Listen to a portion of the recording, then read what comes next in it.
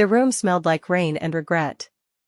My back pressed against the cold wall of that dimly lit studio, the sound of my own heartbeat louder than the storm outside. Jason's breath was close enough to taste, his eyes searching mine as if asking for permission I should never have been willing to give. I remember how my fingers trembled, how my wedding ring caught the faint light as his hand slid along my skin, a reminder of the promise I was about to break. That night, I crossed a line that shattered the woman I believed I was. Before I continue, I just want to say a big thank you to everyone who has subscribed to this channel. Your support means more than I can express. And to all my new and returning viewers who have not yet subscribed, I cannot wait for you to hit that subscribe button. It truly serves as the fuel and energy that keeps this channel alive. I want to hear your thoughts, your feelings, and your reactions, so do not forget to share them in the comments right after this short hook. Now, let us get into the story.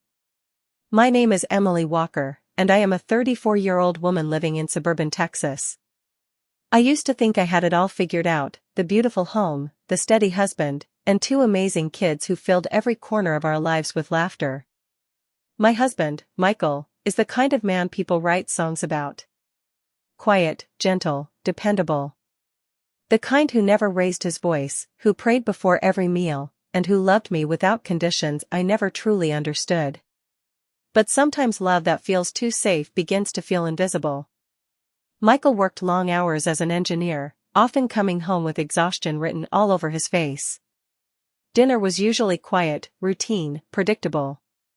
Somewhere along the way, our marriage became a calendar, something we managed rather than lived. I loved him, but I was hungry for something I could not name, attention, passion, or maybe just proof that I was still alive. That was when Jason Reed entered my life. Jason was my new trainer at the gym. Tall, confident, the kind of man who could make a room tilt with his presence. His voice carried an easy charm, his smile hinted at danger, and every woman seemed to notice him. I told myself I did not. But lies are strange, they start small and sound harmless until they become a song you cannot stop humming. At first, it was harmless, small talk during workouts, jokes that lingered too long, eye contact that burned a little deeper each time. He made me feel seen again. When he said, "You are stronger than you think, Emily," it was not just about weights. It was about everything I had buried under responsibility and restraint. Weeks turned into months, and the lines blurred. A compliment became a conversation. A conversation became a confession. Then one rainy Thursday evening, after everyone had left the gym, the storm outside trapped us in the silence of that empty room. He was standing too close. My heart raced, not from exercise but from temptation. I should have left, but something inside me wanted to know what it would feel like to be wanted again, recklessly, completely, without boundaries. When his lips brushed mine, the world stopped spinning for just a second. I told myself it was a mistake, that I would pull away. But I did not.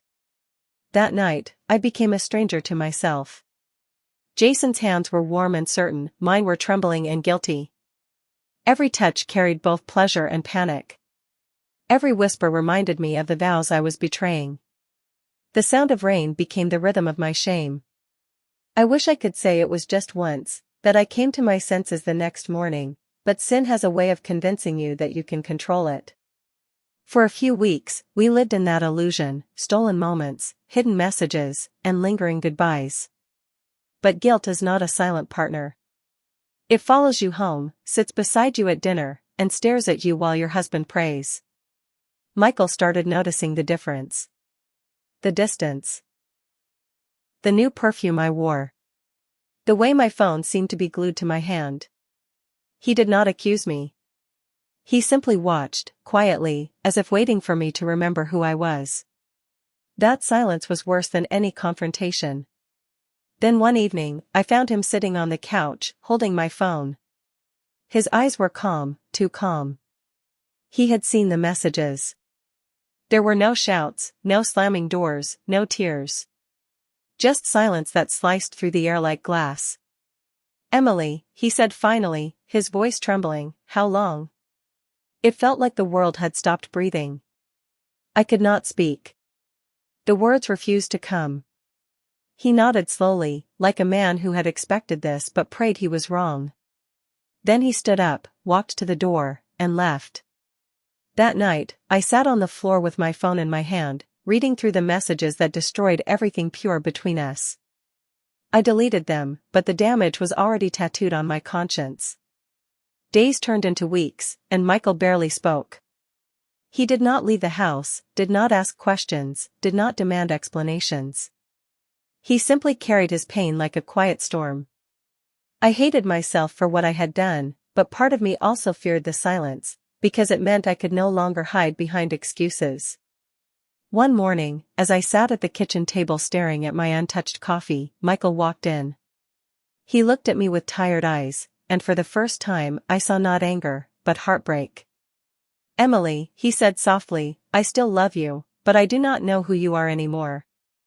I broke down. I cried until my body ached.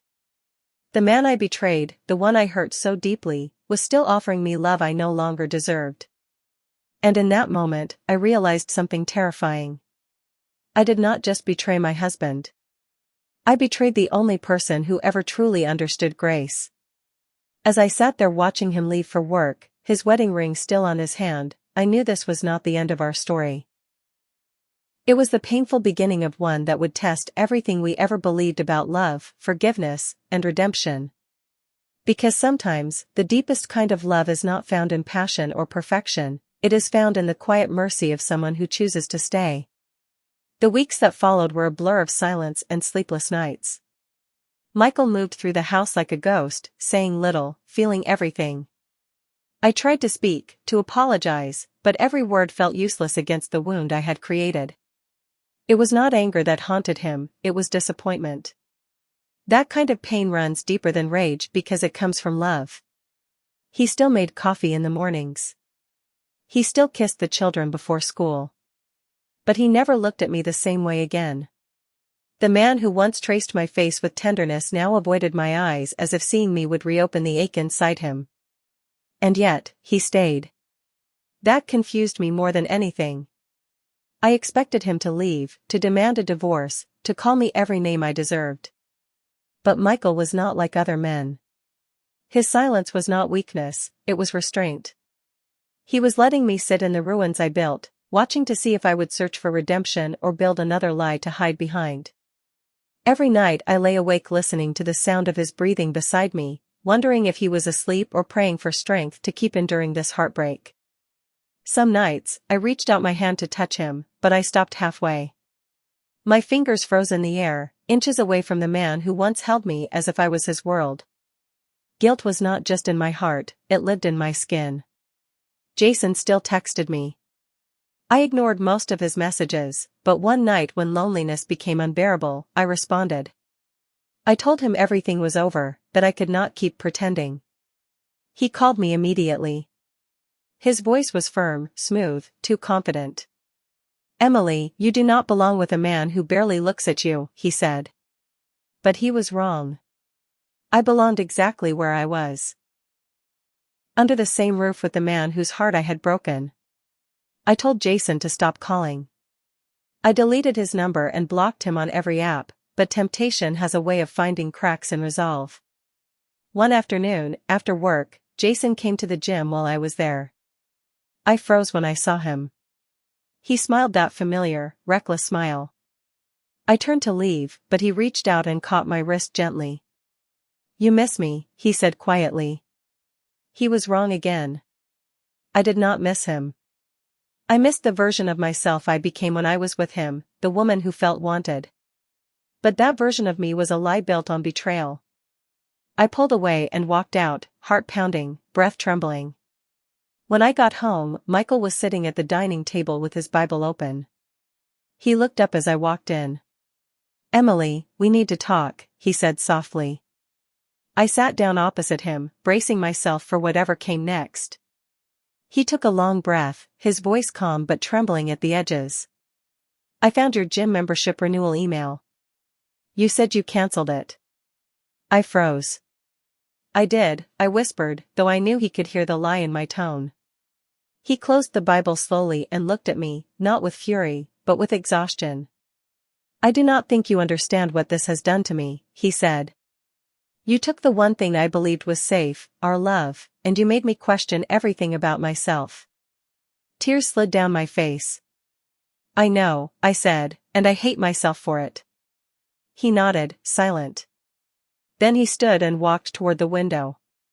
The evening light painted his face in shades of sorrow I will never forget. I wanted to hate you, he said quietly. But I could not. Instead, I prayed for the strength to see you the way God still does. Because if I do not learn to forgive you, then I will drown in the pain you left behind. Those words broke me more than anger ever could. Forgiveness? After what I had done? It was not just undeserved, it was unthinkable. That night, while he slept, I lay beside him crying into the darkness. Every breath he took reminded me of what real grace looked like. Not silence. Not revenge. Grace. But grace does not erase consequences. It simply allows you to face them. The following week, he suggested we attend marriage counseling. I agreed immediately. I would have done anything to fix what I broke. The sessions were brutal. The therapist asked questions that sliced through my pride. Why did you cheat? What were you looking for? What did you feel when you came home to him afterward? I had no good answers. Only tears. Only shame. Michael rarely spoke during those sessions, but when he did, his words carried weight. I do not want to rebuild a version of our old life, he said once. I want something honest, even if it is fragile. I want truth, even if it hurts. I knew then that healing would not come quickly. But it was possible. Weeks later, when I thought things were finally starting to settle, I received an email from Jason. Just a single line, you cannot ignore what we had forever. My chest tightened. I deleted it instantly, but fear lingered. What if Michael saw it? What if everything we were rebuilding fell apart again? I wanted to tell him, but I was terrified. That evening, during dinner, Michael noticed my unease. What is wrong? He asked. Nothing, I said too quickly. He looked at me for a long moment, then nodded slowly. If you ever want to earn my trust again, you have to stop hiding things. Even small ones. His words pierced deep. Later that night, I sat on the porch with my phone, staring at the stars, torn between confessing and protecting him from more pain.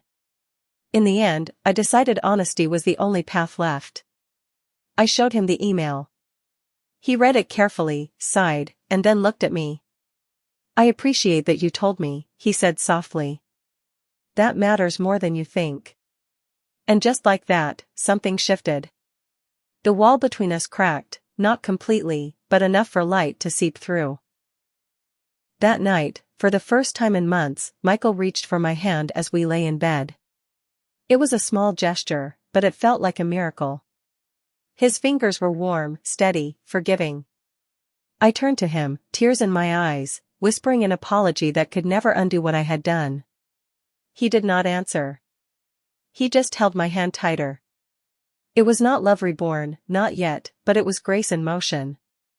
And grace, I was learning, does not always come wrapped in second chances.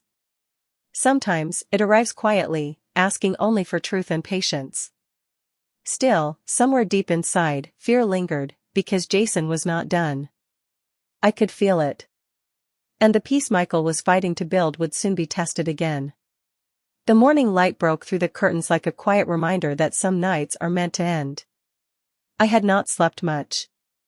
My thoughts were heavy, tangled between guilt and hope. Michael was already in the kitchen making breakfast, humming softly to a tune I could not recognize. It had been months since our life began to resemble something close to normal, but I still felt the shadow of my choices haunting every sunrise. There was distance between us, yes, but there was also peace. A fragile kind that grows slowly after a storm.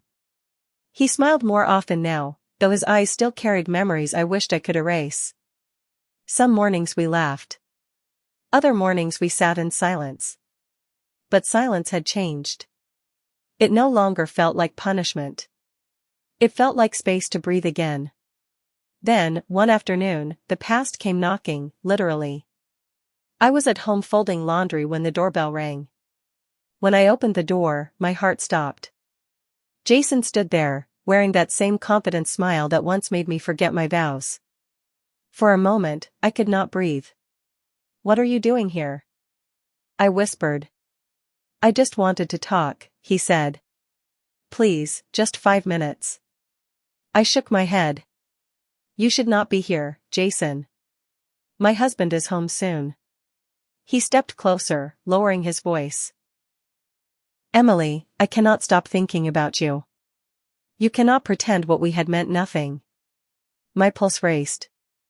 Every word he said threatened the fragile peace I had been fighting to rebuild. "It did mean nothing," I said quietly. "Because it cost me everything." I turned to close the door, but before I could, Michael's car pulled into the driveway. Jason froze. I felt my stomach twist. Michael got out, his face unreadable, and walked toward us. For a moment, no one spoke. Michael's eyes moved from me to Jason, and then back to me. "Inside," he said calmly. His tone carried no anger, just authority, the kind that comes from quiet strength. Jason took a small step forward, but Michael raised his hand. "You need to leave," he said firmly. "Man, you do not understand." "I understand more than you think," Michael interrupted. "You already took enough from us. Leave now, and do not come back." Jason hesitated, then turned and walked away. His footsteps faded down the driveway, leaving only silence and the sound of my heartbeat pounding in my ears. When Michael closed the door, I waited for the explosion, the shouting, the accusations, the hurt. But none came. He simply walked to the table, sat down, and looked at me. "Are you still talking to him?" he asked quietly.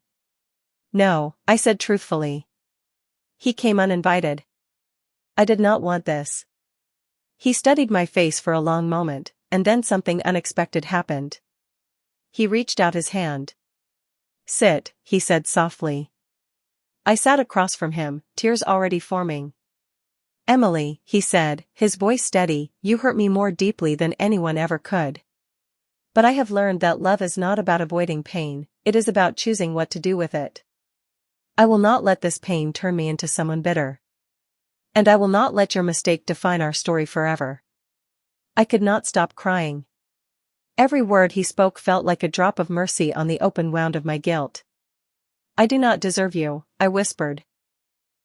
"Maybe not," he said with a faint smile, "but grace was never about deserving." Those words settled in my heart like a seed. For the first time, I felt peace begin to grow where shame once lived. Over the next few months, we worked harder than ever to rebuild what I had broken. We attended counseling. We prayed together. We took walks without words, letting time do what apologies could not. Slowly, something beautiful began to return, not the same love we once had, but something deeper. Something honest.